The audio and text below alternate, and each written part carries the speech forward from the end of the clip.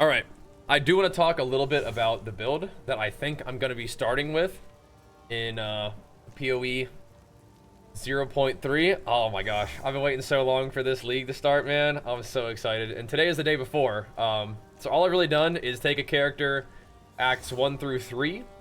I think this is a extremely reasonable place to be when finishing up acts 1 through 3. And the reason why I'm talking about acts 1 through 3 is because it's at this point that the new stuff comes out, right? We're gonna have the act 4 and then the interludes. So this is a relatively reasonable place to have your character. Keep in mind, a lot of things are gonna change, right? You're gonna be able to have multiple of the same type of skill support gem in your skills, and they're gonna be updating the skill tree so that things are likely to be different. However, what I wanted to tell you guys was my basic idea of what I'm doing, so that you guys can do something fairly similar if you wanted to. And I do think that even if things change, this is going to be a fairly basic standard starting setup that you can rely on. So the basics of this character are, I'm going to go Titan, I'm pretty sure. Titan is super versatile. It's super fun. Big AoE, big slams, aftershocks. Not way too far invested in defense, not way too invested in offense, although it is really offensively powerful. But yeah, I want to go Titan. Smith is definitely still defensively powerful. It's just not as easy to get defensively powerful, and I think I want a little bit more offense on the front end. But defensively, Smith is insane. Warbringer got buffed in a lot of interesting ways. It's excellent for armor breaking. It gets 10% Fizz DR.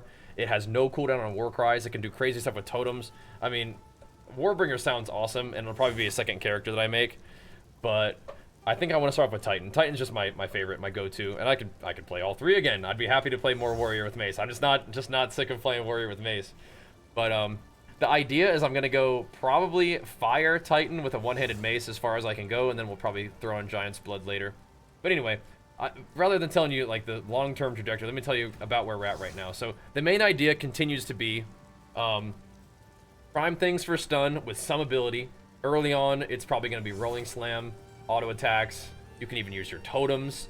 You can even use Earthquake, whatever, and then Boneshatter them. That's the idea. Prime them for stun, Boneshatter them. And that's going to be the name of the game all the way through T15 maps. Eventually, what you're going to end up running with is Leap Slam. I'll just move this guy right up here. Leap Slam into Boneshatter. The main thing with Leap Slam is you get this around Act 2. You don't get your first support level 2 until probably Act 3. When you get it though, run it with Brink. Until then, I'm probably using Overpower on Rolling Slam for a little while with like Martial Tempo. And that'll be able to get the job done early on. But eventually, at the end of Act 3, I like Leap Slam with Brink, Overpower, and Holy Descent. Holy Descent is going to give me a nice little healing area when I land. So my resists are pretty bad right now. My armor is pretty bad. This is like a super ethical character. Like the potato gear, potato stats. You should be just fine to have gear like this. But having this extra little heal is nice. Again, if you guys aren't familiar with what Brink does, Brink makes it so that you cannot heavy stun an enemy. So it will bring them all the way up to the point of 99% heavy stun, right? So they're always going to be primed for stun or just dead if your Leap Slam just kills them. But ideally you want to prime them for stun so you can Boneshatter them. Boneshatter, as soon as you get your first support gem, you're getting Boneshatter and you're getting Impact Shockwave on there. The second one I like Magnified Effect just for more AoE. Eventually when you get a tier 2 support, I put Heavy Swing in there. Rolling Slam, early on, I am even just using Overpower to set up the stun for Rolling Slam. Martial Tempo feels really, really good. Later on, you can get Aftershock support on that, and you can get Close Combat support on that. But early on, you can do Martial Tempo with Overpower, or you can do Fist of War on there is fine too. But eventually I've got Aftershock on there, and Close Combat instead, just be a little bit more reliable than Fist of War.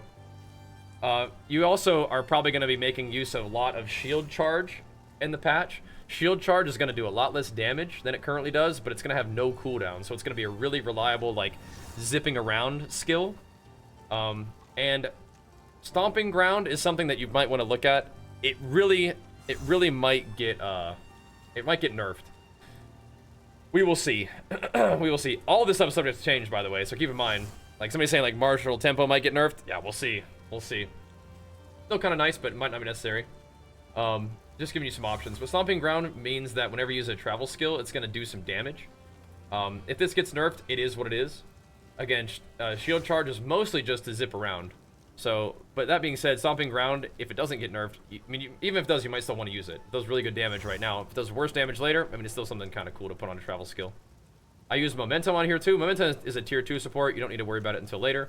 But it does do more damage after moving 2 meters. So, I think that shield charge is going to do more damage depending on the distance that you charge. And this is just going to synergize with that. That'll be nice. For your first little spirit gem, grab Herald of Ash. Whenever you kill something, the overkill damage will kind of explode, and it'll do, you know, ignite damage based on that overkill damage, which is really nice. Volcanic Fissure, I was testing it out. I'm not in love with it. I think the Forge Hammer is going to be a better version of this, but it's kind of cool to drop down like a Volcanic Fissure on like on a strong enemy. And then rolling slam it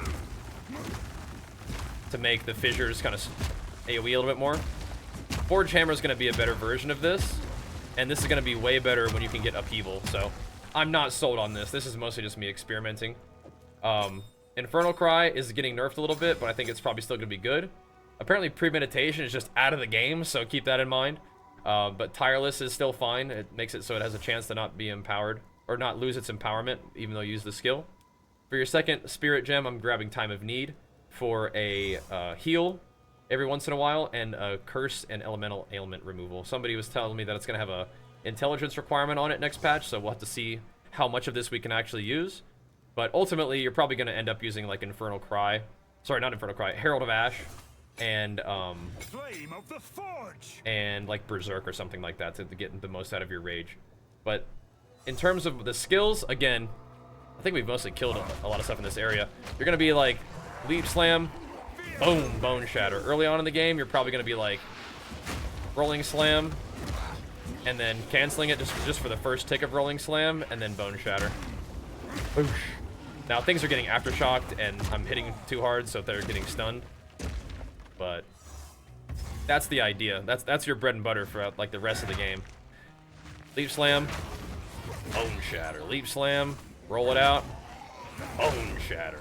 And again, you can do this with your basic attack to prime them for stun, but Boneshatter is going to crush. And we have a good amount of AoE right now because we're playing Titan and we've invested in AoE. I can show you the talent tree real quick too, because that's gonna change, but there are also some things. For Infernal Cry Boneshatter, kaboosh. There are some things that I think are going to be consistent about some things that you might want to pick out on the tree. So let's have a look. But that's going to be the gameplay for the basics. Again, one Rolling Slam into Boneshatter is kind of how it's going to work. I'm stunning them too hard, so they're just getting stunned. But Brink on Leech Slam prevents that from happening. Let's look at the talents, though. So, for Titan, my first Ascendancy, I went ahead and chucked an Earthbreaker, just for more AoE, and then 25% chance for slam skills. Use yourself to cause aftershocks. So once I got my second Ascendancy, I just chucked it. I respec this, which you can just do when you're respecing any old time. You can respec your Ascendancy by completing an Ascendancy trial, apparently. I've never done that before, but you can. But we'll do increased strength. You get an extra little bit of inventory space, which is cute and cool. More strength, but then you get 50% increased effect of small passive skills. So all of these that are not like stats, and they're not notables, are increased by 50%. So this is usually 10. This is usually 10. This is usually 8. But instead, now, it's 15. 15. So we've already got another node, right? From that, boom, boom. We already got another node out of that. So Titan just, I don't know, man. It's just so beefy. For my third Ascendancy, I'd probably grab Earthbreaker. And the fourth one, you either go Ancestral Empowerment or Health, depending. That's probably what I'm going to end up doing. If you're not playing slams, you can take Armor, which is cool too. But yeah, I think this tree is really fun for just giga AoE pump. Oh my gosh. But then if you want to be a little tankier, you can just grab this for later. But anyway, I'm pathing through here early on, picking up Brutal for some stun build-up damage and some strength. This is some extra damage against stunned enemies, just extra damage in general. Coming down through here, grabbing more strength, going up through here for the one-handed damage thing, because I'm sticking with one-handed weapons for a little while. It's a lot faster, so the trade-off is you're doing less damage, but you are faster, and you're wearing a shield, so you're a little tankier. I think that's kind of nice while leveling. It does feel good to have more attack speed. It feels really nice. But yeah, we're going up here for all the attack speed stuff, or all the one-hitter stuff. That includes damage and attack speed. This is 3%, so it only goes up to 4%, unfortunately. But you get a little bit of dex, which makes equipping some gear easier. Going down through here to grab some strength, just to get some beef on you. Now, these nodes, since they're not travel nodes, they're actually minor nodes, they do get buffed by that, so that's pretty nice. Coming over here, grabbing a jewel socket because you kind of have to. This is usually around the time you'll get a jewel just from Act 2, killing the big bug. Chuck that in there, whatever it ends up being. We're grabbing some stun threshold increases with strength and more life, which is great. Grabbing some resolute technique. Now, before I went up here for the AoE, I did come over here and grab this damage. It's 1% reduced attack speed, but 18% increased damage, then 22% increased damage. And then you get 5% reduced attack speed, which sucks, but you get big stun buildup, big attack damage. Then I came over here to grab more strength into all the mace stuff. Big damage with maces, more damage with maces. At this point, you have not ascended twice, so you have a lot of aftershock chance, especially if you socket in aftershock and rolling slam.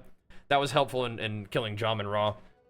Which those bosses, they're a little bit different when you don't have as much damage from like two-hander perfect strike, but it's not too bad. It's kind of fun.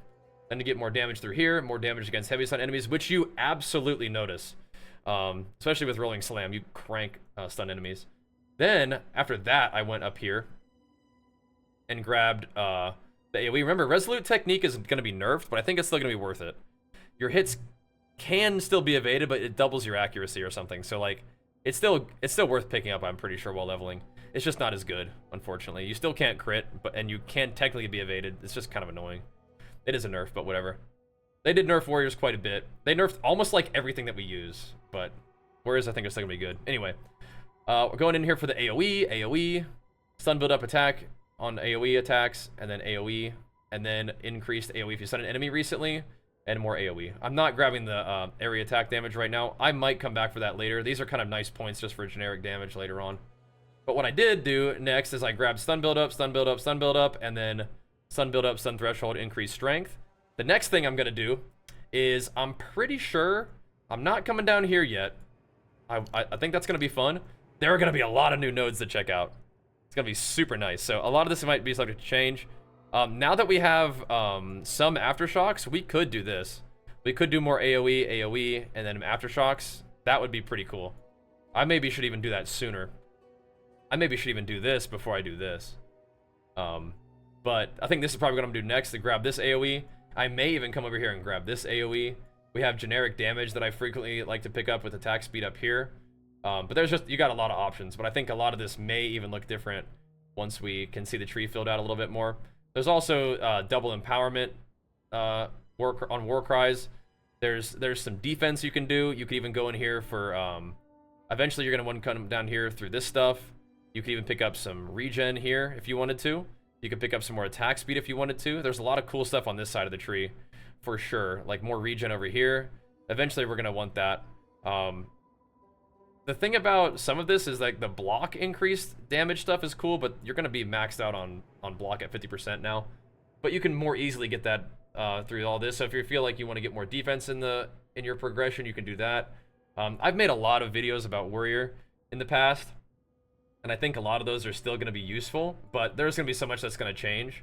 I just wanted to give you guys an idea of like, okay, so if I want to start as a warrior, what are like some really, really basic stuff I can do?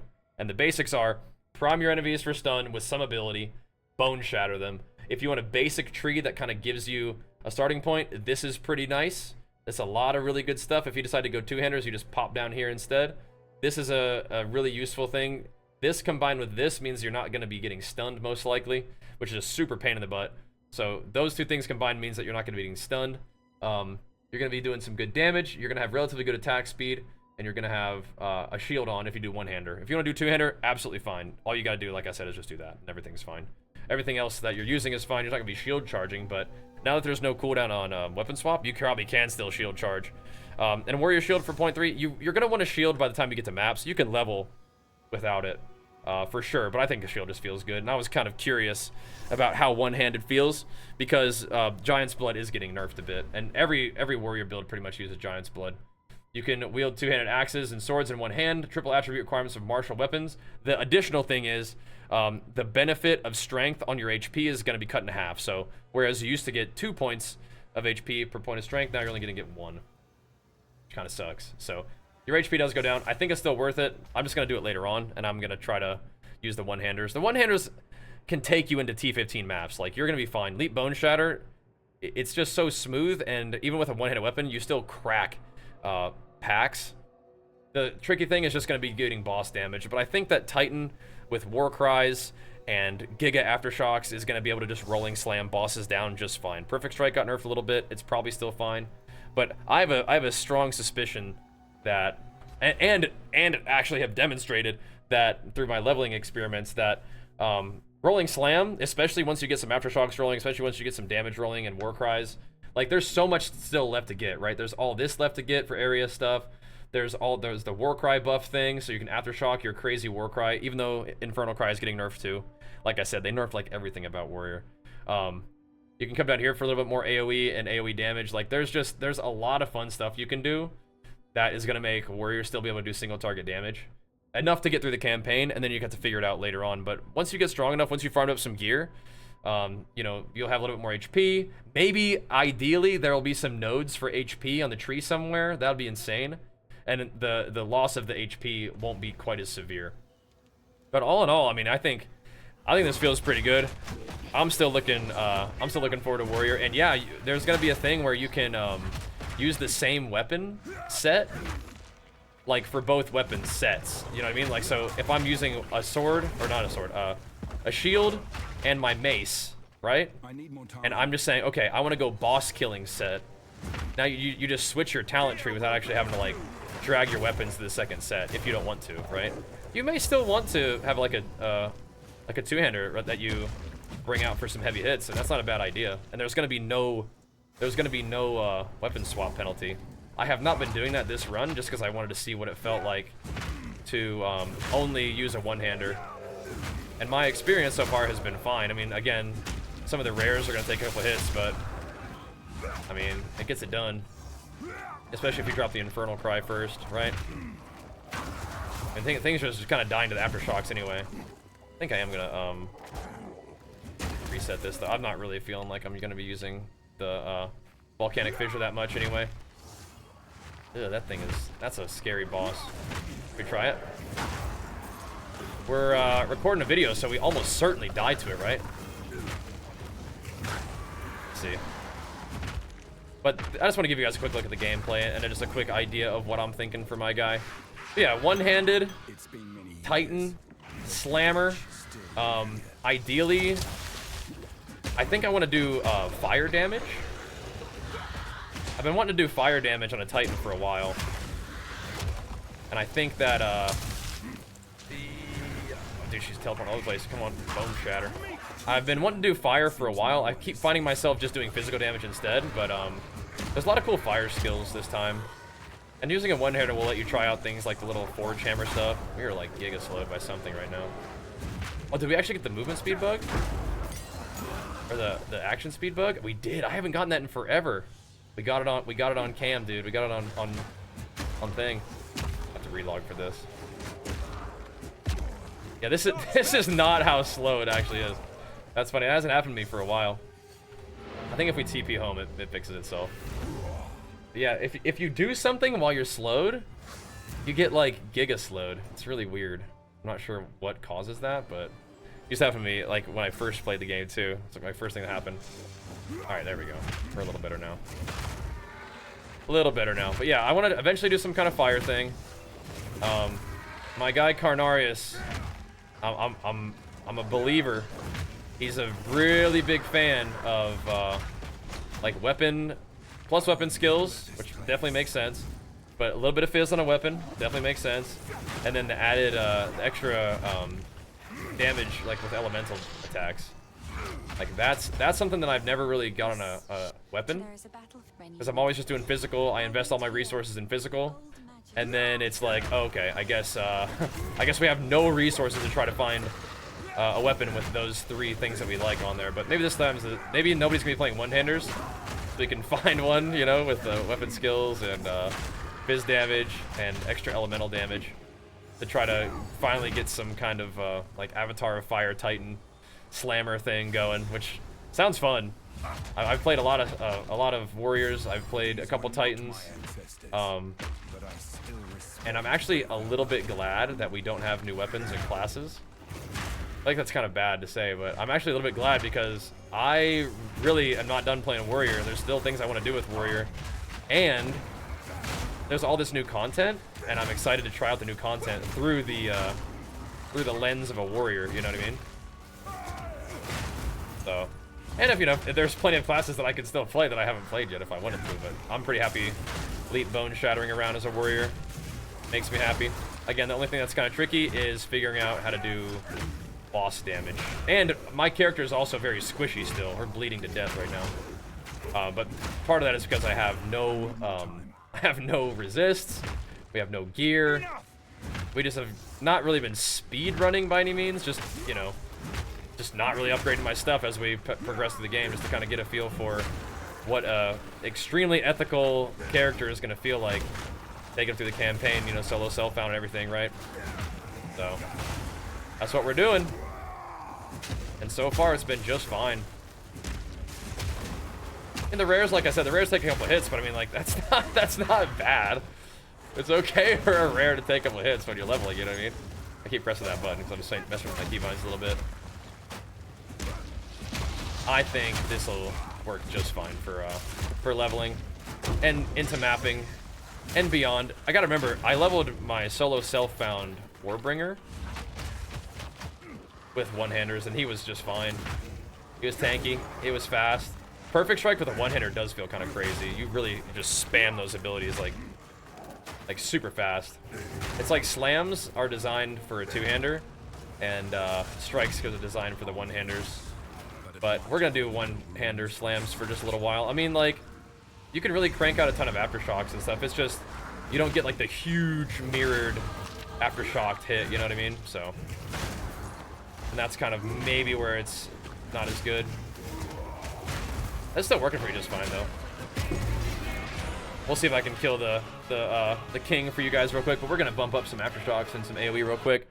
Abs, let's go, bro. Big flex for you, pumping us up. No, the new season is tomorrow.